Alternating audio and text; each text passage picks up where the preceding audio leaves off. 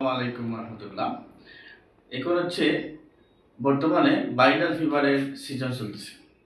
তো viral fever আমরা বুঝবো কিভাবে? ভাইরাল ফিভার লক্ষণ হচ্ছে জ্বর থাকবে, জ্বরের সাথে শরীর ব্যথা, মাথা ব্যথা, সর্দি, হালকা কাশি, গলা ব্যথা থাকবে। প্রশ্ন হচ্ছে জ্বর হলেই কি আমরা ডাক্তারের কাছে যাব, কি ওষুধ খাবো? আসলে ভাইরাল ফিভারের জন্য ঘরের হোম ট্রিটমেন্টই এনাফ। আপনি যদি জ্বর আপনার 100.4 ডিগ্রি ফারেনহাইট বা তার বেশি থাকে জ্বর, তাহলে আপনি প্যারাসিটামল খাবেন। আমরা জানি নর্মাল টেম্পারেচার 98.4 ডিগ্রি ফারেনহাইট।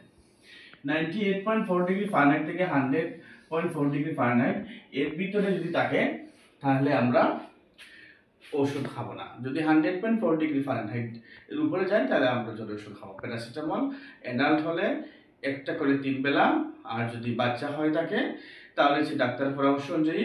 তবে 6 মাসের উপরে বাচ্চাদের ক্ষেত্রে প্রতি কেজিতে 15 মিলিগ্রাম, যদি একটা বাচ্চার ওজন হয়ে থাকে 8 কেজি তাহলে হচ্ছে 120 মিলিগ্রাম 1 চামচ করে 3 বেলা।